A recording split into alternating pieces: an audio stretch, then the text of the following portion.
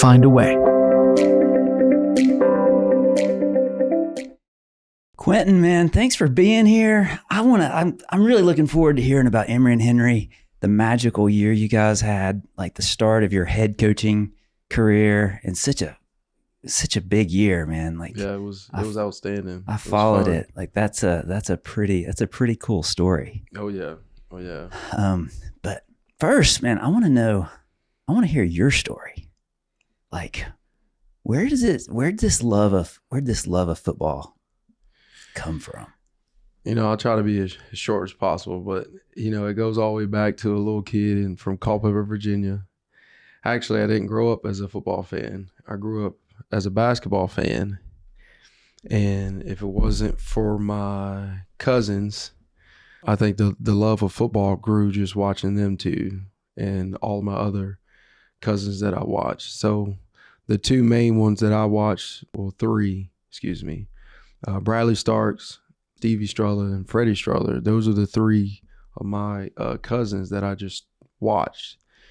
And the closest one to my age, he just encouraged me one year to come out and, play minor league football. And, everybody was like, it's a tough sport. It's more physical than basketball. I was like, you know what, I'll try it. So you were a basketball player. I was a basketball. My dad was a big basketball guy growing up. In the Culpeper County, there's a lot of athletes in that area. Yeah. Most people would know in this area, Mr. Jennings is from that area as well. So, right. he actually played basketball with my dad in high school. So it's just a small world as far as the numerous number of athletes in Culpeper County. So I was one of those kids just looking up to say, I could be the next guy.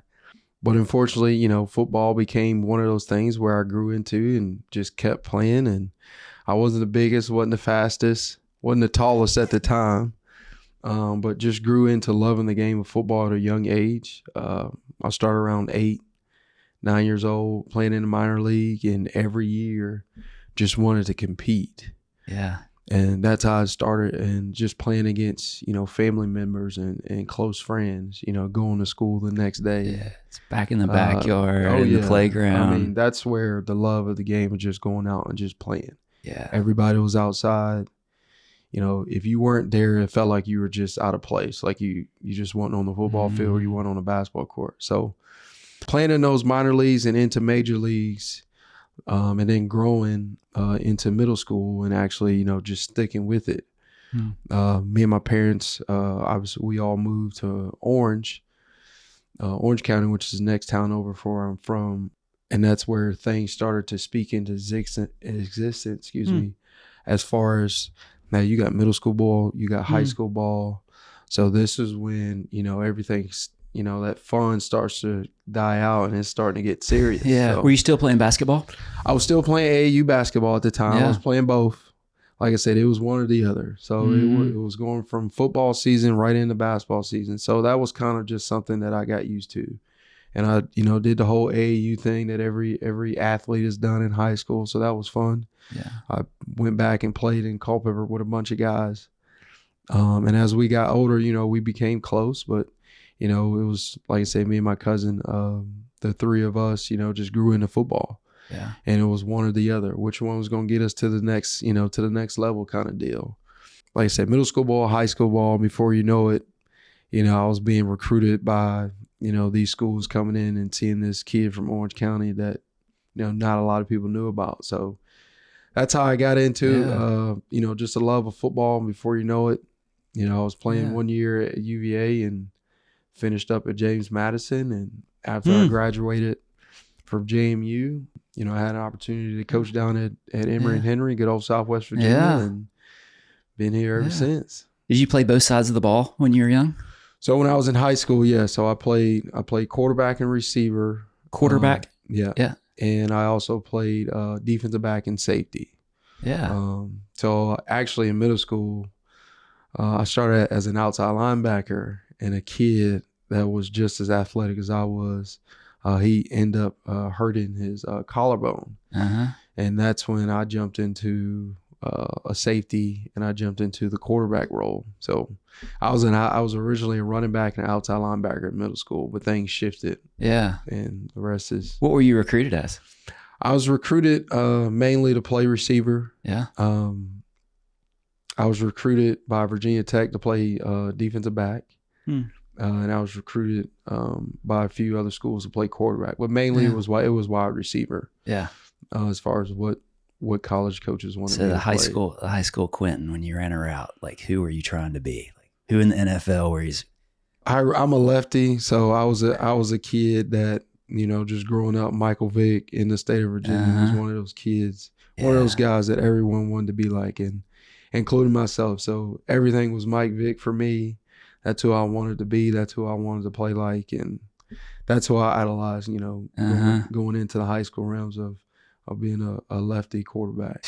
What an unreal talent, huh? Oh yeah, Man. He was unbelievable. Watching him at Virginia Tech, just going out there and playing and using his raw ability, raw athleticism, that was something that, I kind of idolized a lot as far as, hey, you may be a raw talent, but if you go out there and play and get it done, I mean, you can be successful. So yeah, it's so too bad his professional career got hung up because, man, that guy was fun to watch. Oh my God, yes. He was really fun to watch, man. Yeah. Going into Atlanta, I mean, the excitement of, like I said, seeing him in college and in the NFL, that was great. Yeah. That was really great. So, like most of us high school guys, life was about basketball and football, just not a whole lot else there to us, was there? None whatsoever. No, you're exactly right. It was one of those two sports, or it was, obviously, to get it done it was work. You were either in the gym on the field, or you were at somewhere in a classroom getting things done. And there was a lot of guys that wanted you to go left, but we were going right. And those are the couple of decisions that you had to make at an early age to kind of understand where you're trying to get to. And I think I made the right choices at the right time, and it led to this. Like I said, I think you had to surround yourself with some guys that kind of understood what you were trying to get at. Like I said, if it weren't for guys like Stevie Charlotte and Bradley Starks, as far as being those guys that are ahead of you by age and just showing you, hey, this, if you want to get to this level, this is what you got to do. This is got to take for you to get that done. And just watching them, how they carry themselves, on and off the field, on and off the court. That was something that, I was that young kid that was just watching. Yeah. And, just watching older guys outside of them, I had a lot of resources to say, hey, don't choose A, choose B. Don't choose B, choose A this time. So, like I said, just making the right decisions at the right time. That's the reason why I'm here. Those people that come across your life at that age are they're so important. You're so really impressionable, but impressionable by seeing guys who are at a higher level than you, and just the way they carry themselves, the way they conduct themselves. Because as a young high school kid, man, you're just so impressionable. You want to be like the leader of the pack, right? Oh yeah. I mean, like you said, you're trying to make decisions based upon you, and sometimes you don't know which direction to go to. Yeah, because you don't know yourself at that age.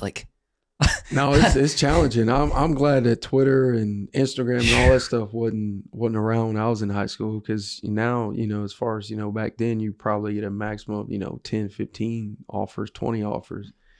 Now, you got kids that got, 30 and 40 offers. Like, what decision, does a 7 to 18-year-old make at the time? Yeah. So like I said, I was fortunate to be around those guys and be around some coaches as well. Jesse Lohr was my offensive coordinator when I was at Orange County, and he kind of put his arm around me as far as helping me with just guiding me in the right direction as far as, yeah, you want to be a leader, you want to be a guy, you want to be like the guy that you idolize. This is what you got to do, and this is going to take. So what were those things? What he must have had an influence on you. Is there certain things that he told you that you had to do to get where you were going that you didn't know? Yes and no. One thing that I've always had, no matter where I was at and who was coaching me, was respect for your opponent or for wherever you're watching, no matter if you were better or worse than they were. So those are one of the things that I've always had. But for the most part, the guidance and direction I need, it was just kind of like showing you the ropes as far as like the recruiting process. You know, showing you the ropes of what you got to do outside of just being on a football team. You know, how do you carry yourself as the leader, you know, off the field? How do you carry yourself when you're speaking to others with these interviews? My first interview ever, I think it was probably the worst interview I've ever had, but seeing someone else do that, you know, it kind of helped me grow as a person and a leader. How are you going to lead? Are you going to be this guy that's going to be, you know, a rah-rah guy? Are you going to lead by example? Are you going to be vocal? So those are the things that I was taught as far as like how you got to get to where you want to get to at the next level. How do you want to stand out when these guys are gone? Because right now you're watching them. So for me, you know, that's kind of the direction that I was headed as far as having someone teach me the ropes of how things should be done. And not just, like I said, just writing it down, remember it. And it's like, okay, this is what I was taught. This is how it should be done. And, you know, I'm going to trust and believe that that process is the right process. And I just stuck with it. Your whole life was sports. I'm right there with you. Like that's who I was. That was my identity. Right. And I still remember my last college game, you know, like it was yesterday. Like I remember where I was and how I was feeling and the confusion. Like, man, this is over. Right. Do you remember that? You know, mine, you know, I think you're the first person to ever ask this question, but my last college game was not the funnest. It was a game to where it was like, it's time for you to hang up the cleats. And it was more so like, hey, you're passing the torch. Like this is it for you. This was your last game. We played Towson at Towson.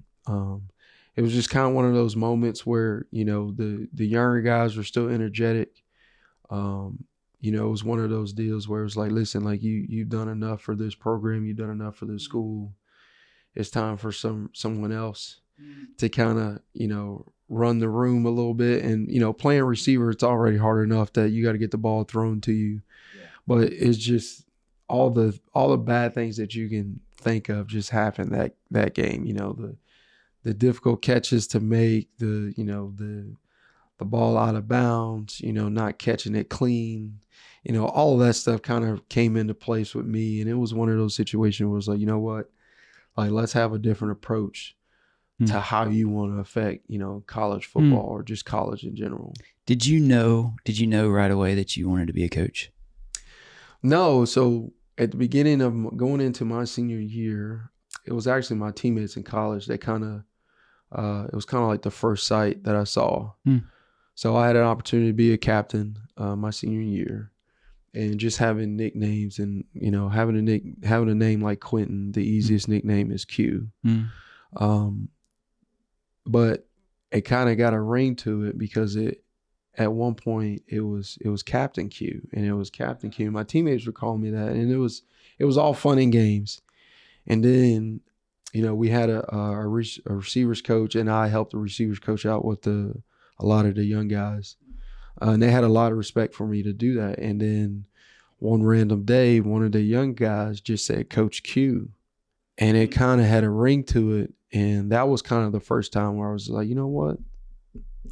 There's maybe an opportunity for me to jump into coaching. And just as far as, you know, the NFL dream, you know, have a mindset that, hey, you had a teammate, which is one of the hardest things to do when you have teammates that respect you, as far as you understanding the work that you put in. But when you have your peers starting to call you a coach and they want you to come back and coach you, that was something that I really took to heart. And that was the first time where I thought to myself, I think I can get into college athletics. So I think his name was Justin Wellens. I think, if I can remember right, who was the first one to call me coach instead of captain. But, you know, that was an exciting moment for me, and it kind of had a ring to it. And I just always remember that. I was like, wow, if I do have an opportunity, you know, I'm gonna jump at the bit and let's go to work. So, yeah. So you graduate, you go straight into you go straight into coaching at that point? Graduated in 2013. I was actually working at a gym, and very, very fortunate from Kurt Newsom. He gave me an opportunity to come down and be the running backs coach in 2014 for Emory Henry College when they were Division III. And so 3 years there as the running backs coach. The following 2 years, I was offensive coordinator, quarterbacks coach. I ended up leaving in 2019 and went to UVA Wise. I coached there for 3 years. I was the wide receivers coach there. Came back to Emory in 2022 season. Was the receivers coach for these past 2 seasons, and this was the third year back going into this season. You know, being the interim head coach at the time and being an offense coordinator. Yeah. So that's kind of where we are right now. I remember my first year's coaching. I felt like I learned more about the game in those first 2 years than I ever learned playing my whole life. Man, when they actually say, you know, there's a fence or whatever you want to call it, there's a bridge you got to cross. You know, you think that you know all the stuff when you were playing. It's like, oh, I can coach football. I know this and I know that. And my first 3 years, all I did was write down. I learned so much from Craig Stutzman and Timmy Chang as far as just offensive philosophy, as far as, you know, what we do at Emory and Henry. So I learned from those two guys. And just writing things down, and those are the guys that, you know, I learned from for the most part. And, you know, it helped me build my resume as far as just being an offensive coordinator and building up to the scheme of what we do offensively. And I just appreciate those two guys tremendously. Yeah. So football is such a complicated game, man. Like, I played a lot of sports, but football, American football, is probably the most. There's so many variables going into it. There's so many moving parts, and it's such a high IQ game, man. And people have this stereotype of football players as being Neanderthals, but the good football players, it's high IQ, man, because there's so many moving parts. Yes, I mean that's the difference between the levels. I mean, everyone talks about the speed of the game changes from high school to college to the NFL, but in reality, I think the masterminds of it all is, you know, like you said, the IQ is one thing that you still got to develop. You know, when you got a high school kid that's 17, 18-year-old, you know, you're playing against a 22, 23-year-old now, you know, now 25, 26-year-olds. Yeah, right, you right. know, or that's something different. So as far as just having a mindset and the IQ, you know, that's the difference between a freshman and a junior going out there and playing. Yeah. So, yeah, I mean, you got to be a smart player and college athletics in general, no matter if it's football, basketball, whatever. Your IQ has to be something that you got to bring with you 24/7. And you talked about philosophy, and there's so much to that in football. There's a lot of different ways, a lot of different styles, right? A lot of different approaches to the game. And you spent most of your coaching career on the offensive side of the ball. How is your philosophy? Like, you mentioned a couple of influences that heavily influenced you. Like, tell me about your philosophy on the offensive side of the ball. Well, like I said, I mean, we want to be, you know, I'm a disciple of Craig Stutzman and Timmy Chang, and, you know, they're both out where they both played at Hawaii.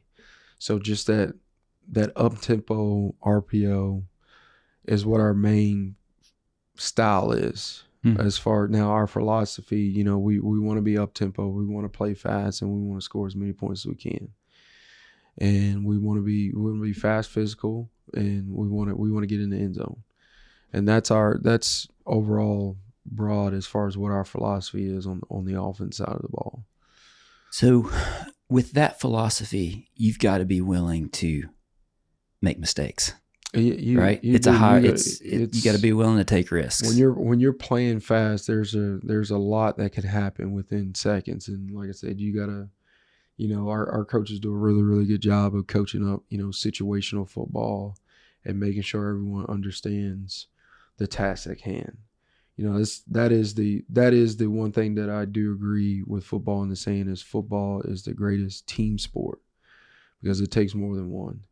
And I know all sports have the same mindset, but if 10 guys are on the same page and one guy isn't, that play goes from an explosive play to a negative play.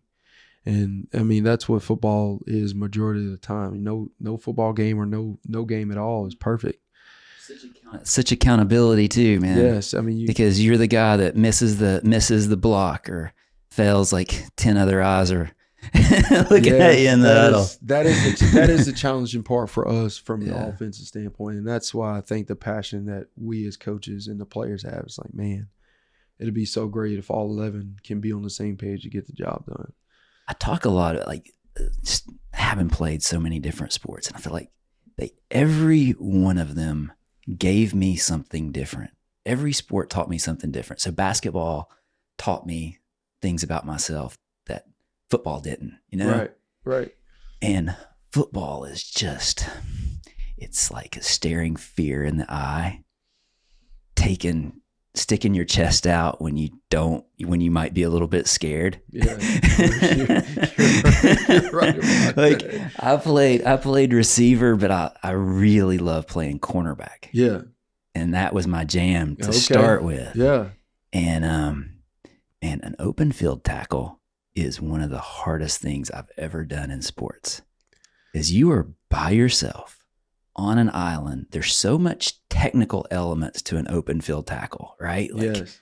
It's very technical, but at the end of the day, man, you either do it or you hesitate. And if you hesitate, you get run over. I mean, you're exactly right. DB, I know I'm an offense guy, but I think defensive back is the hardest position to play in college football. Yeah. Because you have to start within the first 5 or 10 yards, you're in a pedal. Yeah. And you got to be athletic enough to flip your hips. And like you said, you think if you second guess yourself for a half a second, you're late. And those running backs are big now. Oh, yes. Dude. Yes. Genetics is something that has been changing every year before know it. I think there's an argument that an NFL cornerback might be the toughest position in all of sports. Oh, I mean,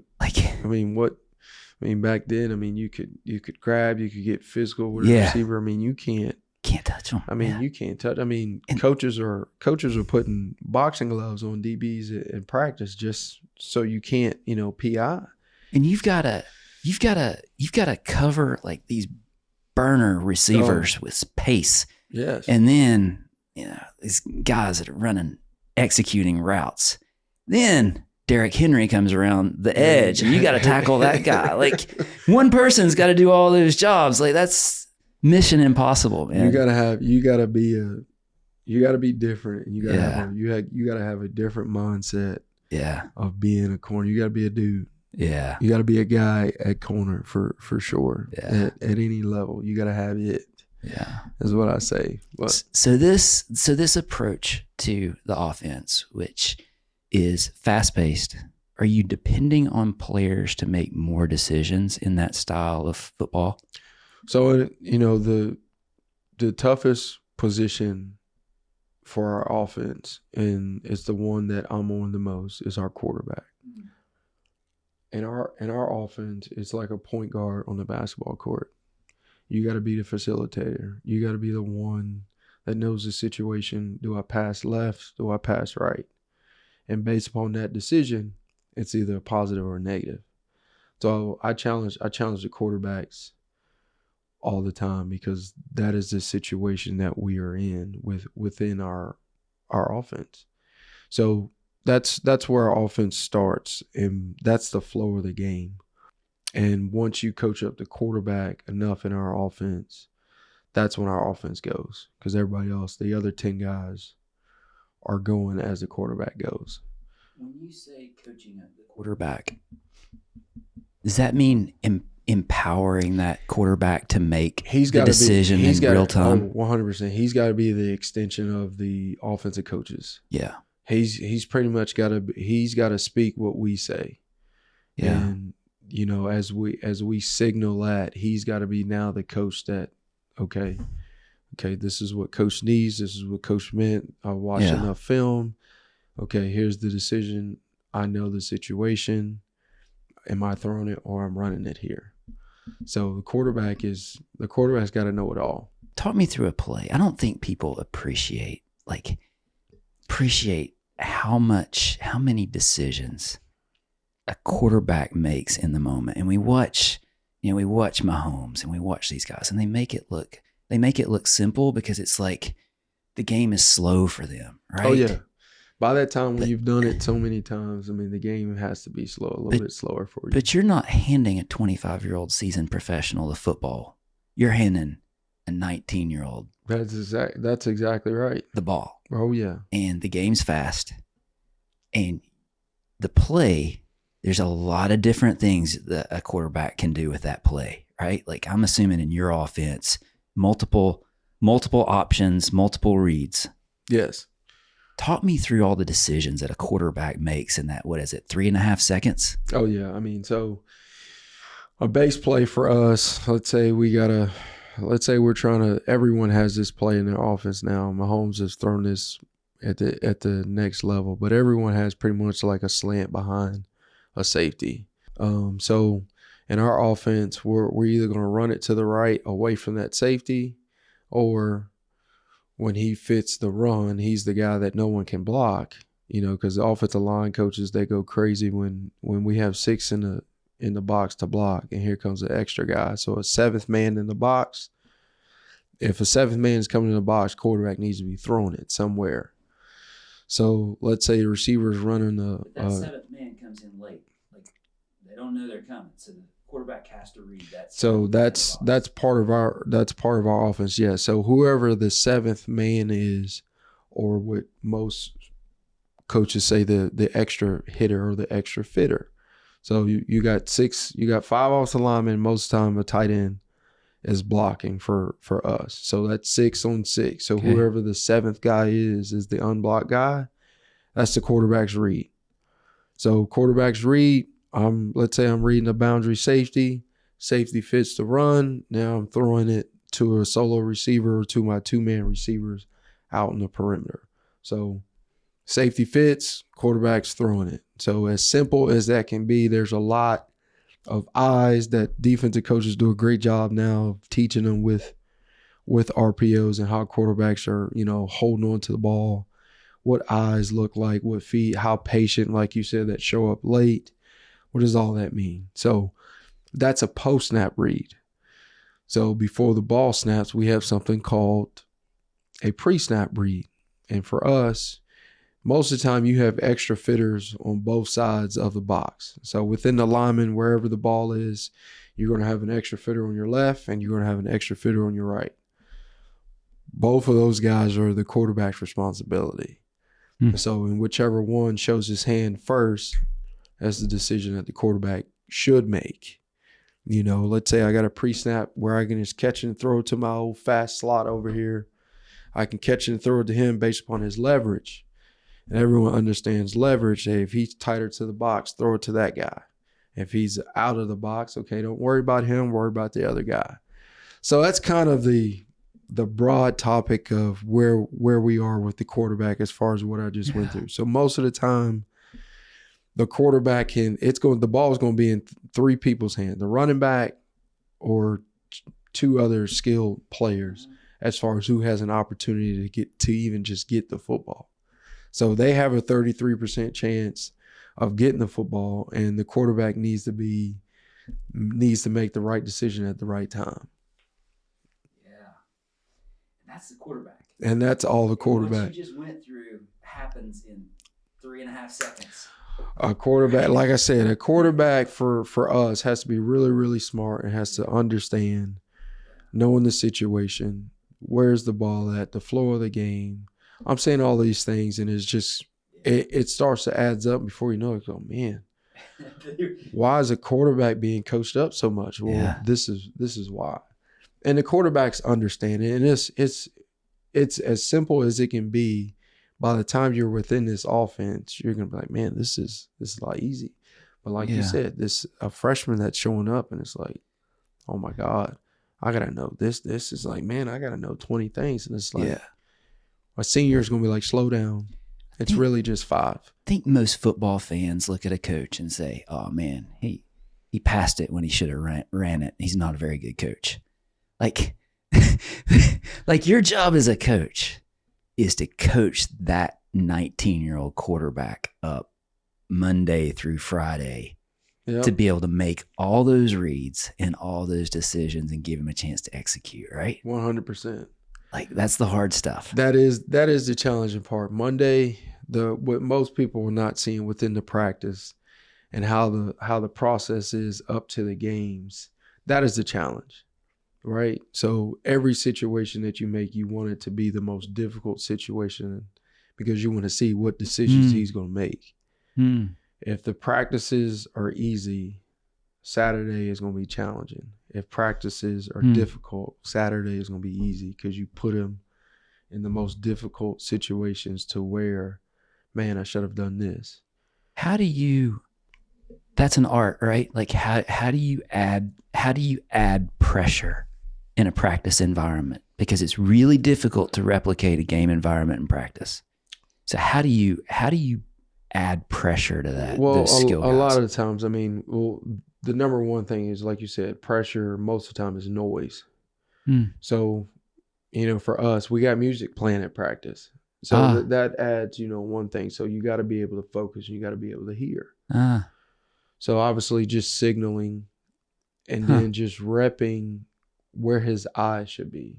Eyes and feet for a quarterback are really, really big. So just coaching his eyes as far as, hey, you got this noise over here. You got whistles blowing because you got the defense down there practicing. The offense is on this side.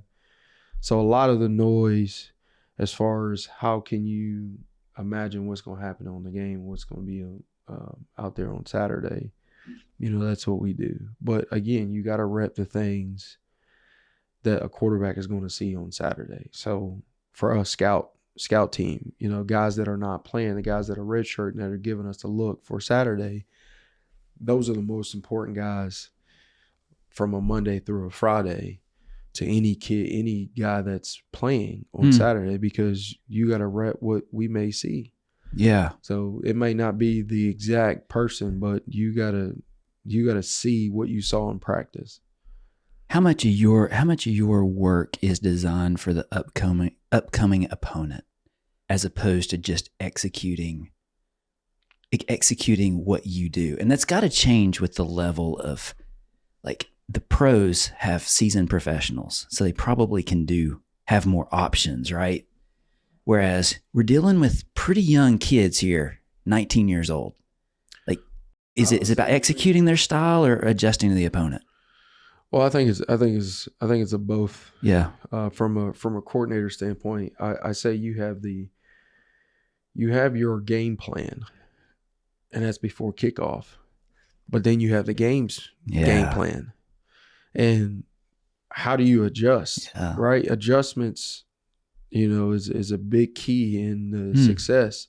Whether that's halftime adjustments or whether that's adjustments on the fly, and usually the ones that make the faster adjustments, those are the ones that have, a better outcome or a better chance of winning the football game, because, you got to give a lot of the information that these kids need. And if you are coaching them up to see the same thing over and over, and that's not what they're seeing, well, there's a lack of communication. No adjustment has been made.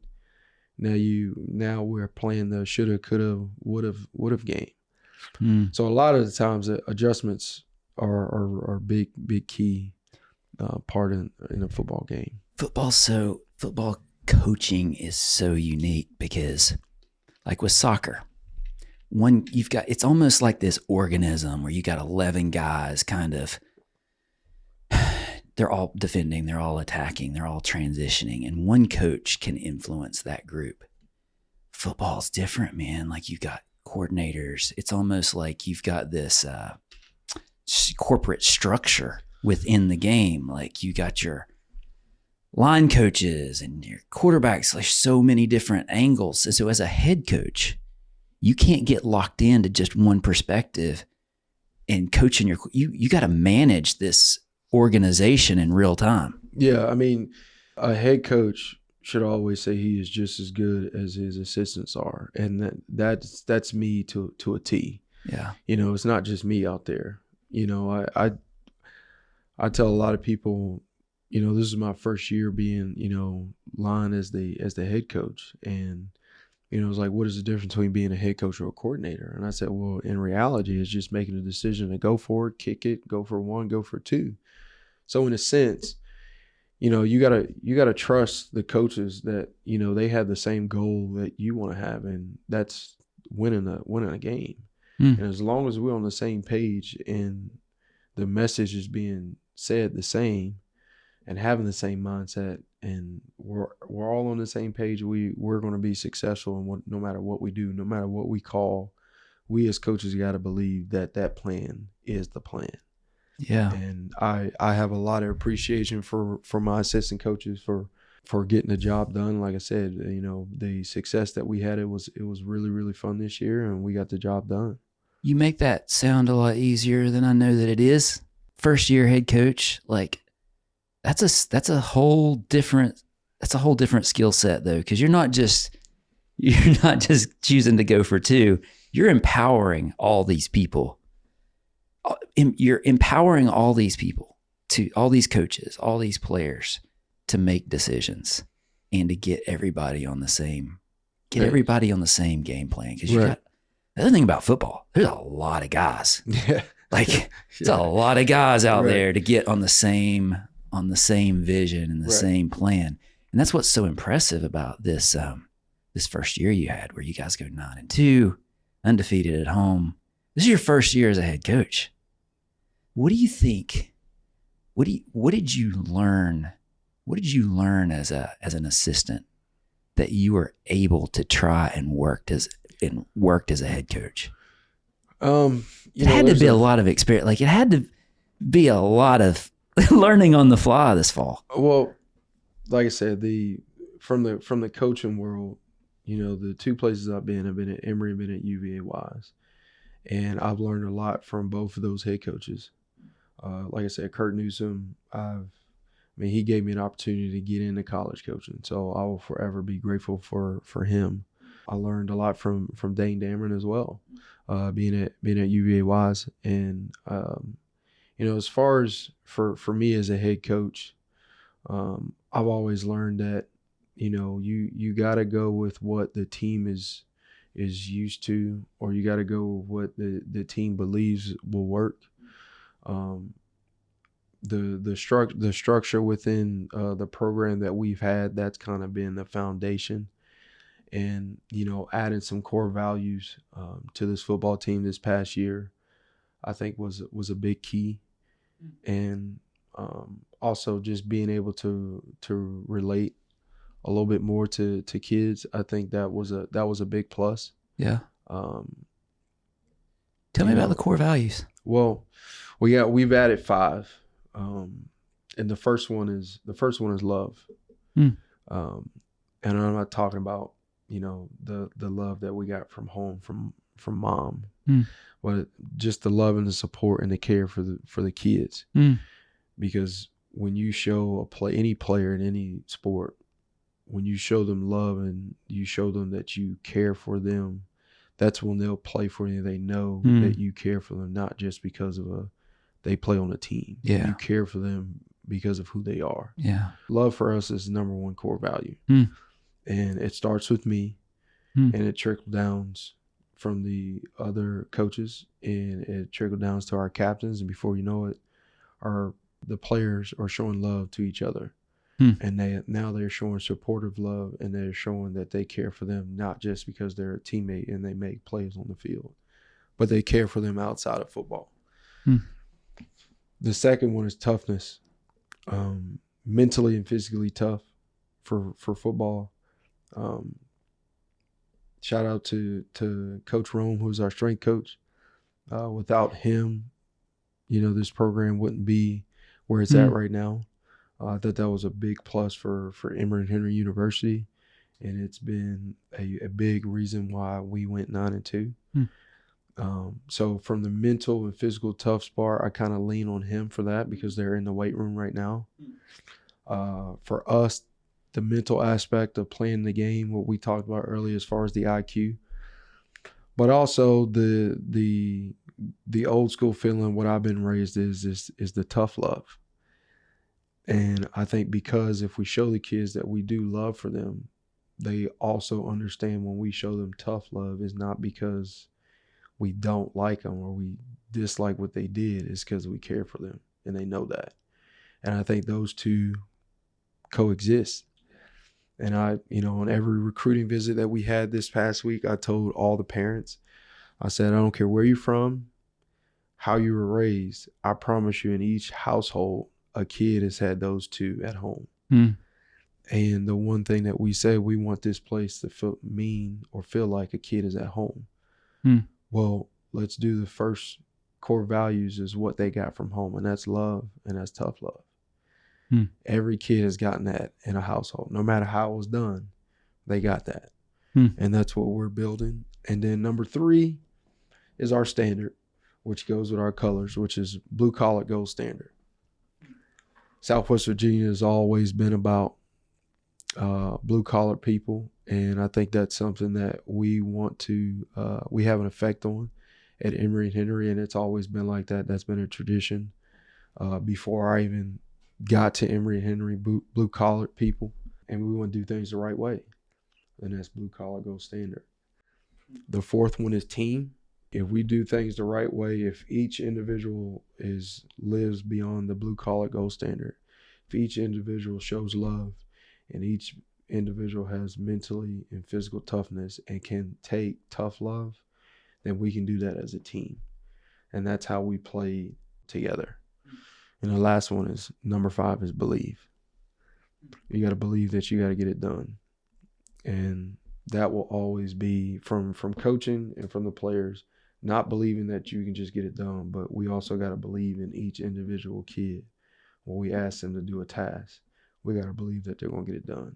So each kid we recruit, we believe at some point you're going to help this program win football games or do something special for this program. I think most organizations have core values, but the great ones, like it's very unusual for an organization to really instill those in a real way.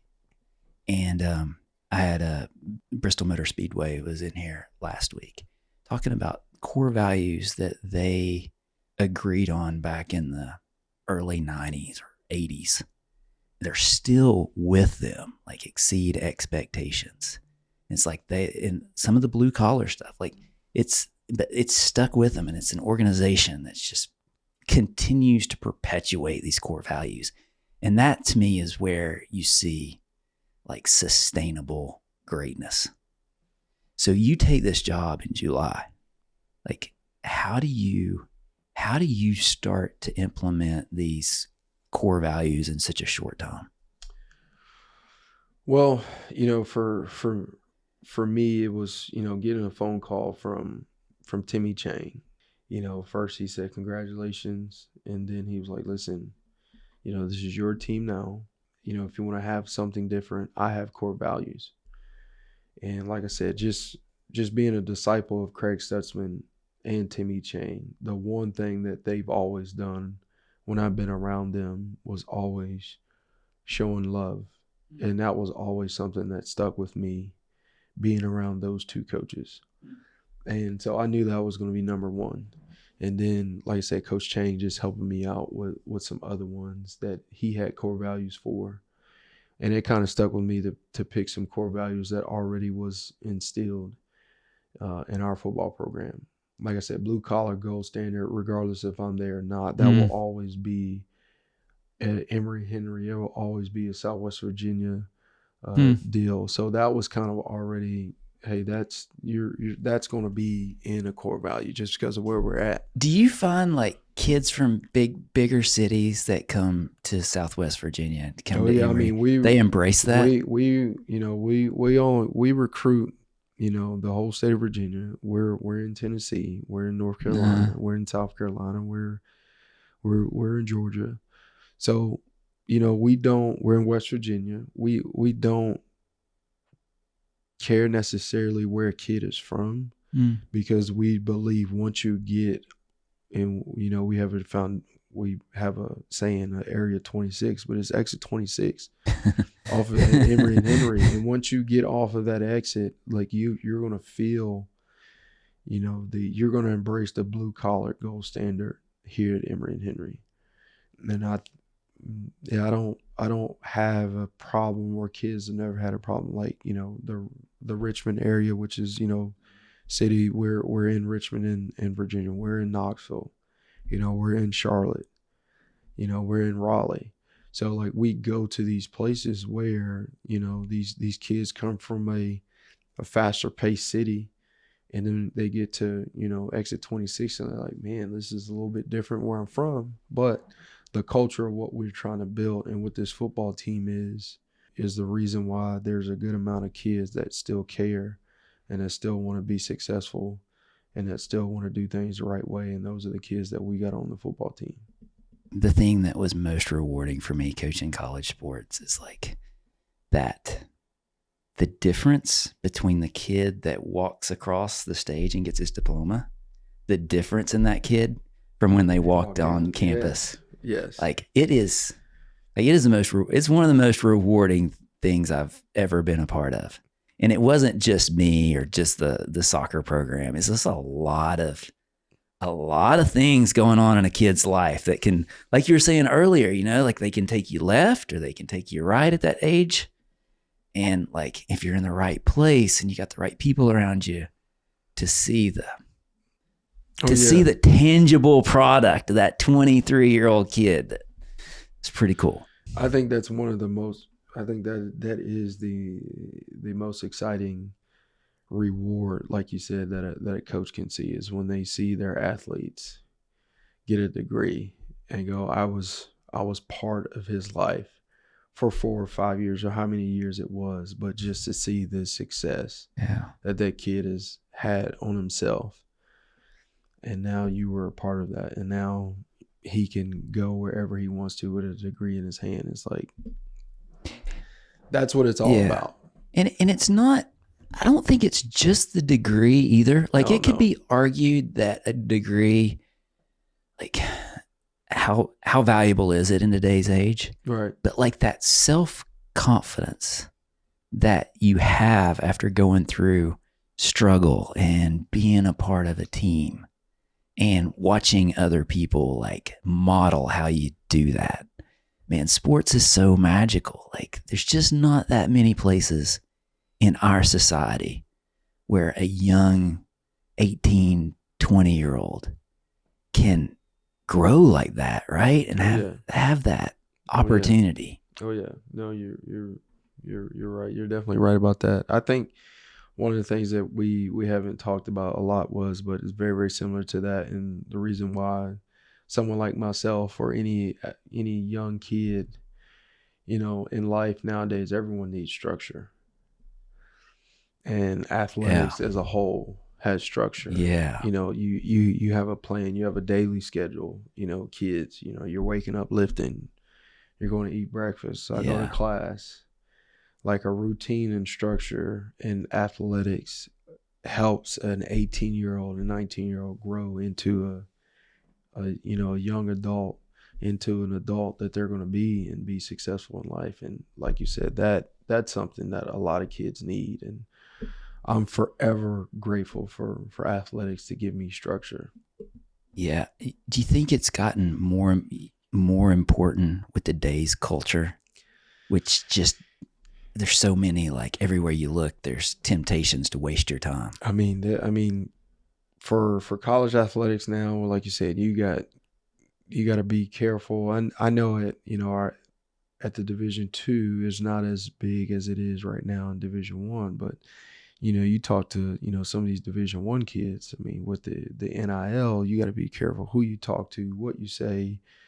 If anything comes about money, and now, kids getting autographs, it's not as easy as you saying, hey, can I get an autograph now? Because that's part of an NIL.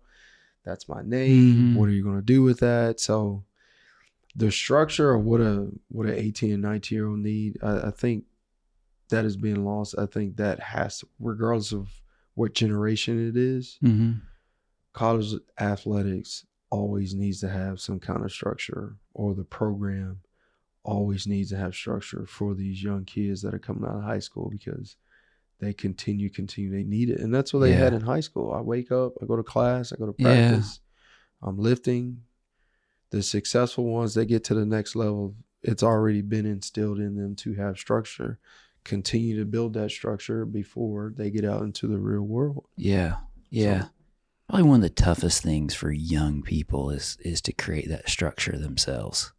Oh yeah. Like managing your time is all the young freshmen, huh? Yeah, like I was always amazed. Like they did better in season than they did out of season, right? That's right. Yes, that is right. That's a hard one to explain until you start looking at like when they have free time. They don't know what to do with it. Free time, yes, you're exactly right. I mean, you give them some time off. That's when for me, that's when I worry the most. When they go home for break.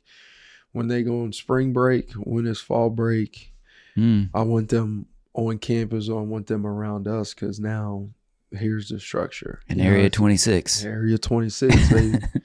Area 26. Yeah. What do you've been doing this a while now, and culture's changed. Kids have changed. Like in some ways, 18-year-olds are the same as they were 20 years ago, but a lot of things have changed. What do you see kids coming out of high school? Like, what do they need more than they did 20 years ago? I say adversity. Yeah. I'd say, how the shift in the culture or the society, I think the adversity as far as being told no, or being told no to earn what they receive, versus, everything's about, a participation trophy, like all those things. Like that back then, even when I was in school, you didn't get a lot of participation. You were told no. You were told you're not good enough right now. And just being able to earn whatever you got. And I think a lot of that, a young kid getting to get into the college athletic, I think that's a shift too. The first time that, oh man, like I don't get this from the very start. No, you got to earn it. And I think that's one of the biggest things that I think some of these younger guys, and I could be completely wrong, but for my opinion, I think adversity is something that is almost being forgot about, as far as just making them, earn everything they got, as far as just giving it, handing out something to them, being told yes, yes, yes, yes, yes. And then the first time they're told no, how do they handle it? So I'm not talking about like the bad adversity. I'm just talking about like they have to think like, oh man, like how do you respond to something that you didn't think the coach was going to say? So how do you handle that? How do you handle when a coach jumps on you? How do you handle when there is some adversity? There's still plenty of coaches at the high school level that are coaching the kids up and telling them yes, no, and they're being taught that culture. But there's still plenty out there that need more of it. Yeah. In my opinion. No, I think a lot of coaches would agree with you, and it's made coaching difficult, because our job, like if we're really coaching up a kid, it's to create adversity, right? Oh yeah. And then empower them to get through it. Yes. But it seems like sometimes it's like this is the first time they've ever heard no. Correct. It's 19 years old as a freshman in college. Yes. I mean, like you said, you just be surprised at, how many kids, have changed, or just how they approach when something, negative happens. Yeah. And then, the next day to see that kid, and how he goes to work. That's like you said, that is very, very powerful as far as how a kid will respond. And, hopefully, what you as a coach wants them to do is, you want them to respond the right way. Yeah. That second core value of tough tough and the first one of tough love. Oh yeah. Like that's an easy thing to put on paper. It's a really difficult thing for a organization like yours to really be consistent about, right? Is tough love. Like, Oh yeah. how do you accomplish that in your interactions with an 18-year-old freshman? Well, I think that with the, communicating with them about the tough love is more, they have an understanding of what the goal is and what we want out of them. A coach's job is to get them to be the best player themselves, even though if they don't think they can be as great. So we want to get out the best of them in every situation, any situation. And sometimes we got to show a little bit of tough love in order for that young man to be able to maximize his talents. And that's what we got to do. And there's a good amount of kids on our football program that respond well, and there's still some that don't respond well. And that's our job, to make sure that we're continuing to add that adversity to that kid and hope that, okay, at some point in time, it's going to click and it's going to lead this young man into the right direction in order to be successful. It's not going to happen in a week. It's not going to happen in one season. No. And, when I talked about the satisfaction of that journey from freshman to graduating and how rewarding that is, it's a lot of perseverance. It's a lot of adversity, but it's a 4-year process.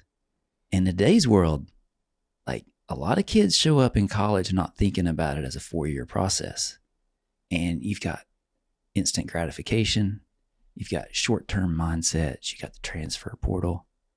Like that's got to complicate things, right? That does, but I think we've been very, very fortunate in the past that showing the tough love and continue to show the tough love to the best player from the worst player on the team. We've been very, very fortunate that they know that tough love is not to get them out, is because we care. And I think that's been something that has kept this football team and this football program together. But no, that is one thing that is very, very challenged, because you could say the wrong thing now. And like I said, the adversity. Nowadays, if some kids just don't like it, it could be something that the coach says, before you know it, hey, they are in the transfer portal. So we've been fortunate that hasn't kind of been the issue with the tough love. So we've been blessed with that. You said something earlier about kids need to know you love them or care about them. And it's probably always been true, but I think it's probably more true in today's culture than any. And like, you've got to genuinely, like, the other thing about kids today is like, they can see a fraud. Oh, like, yes. You can't just go out there and say, I care about you, and then not care about them. Correct. No, I mean, and it's not just me, but it's all of our coaches. When, kids have birthdays, kids have, hit a milestone.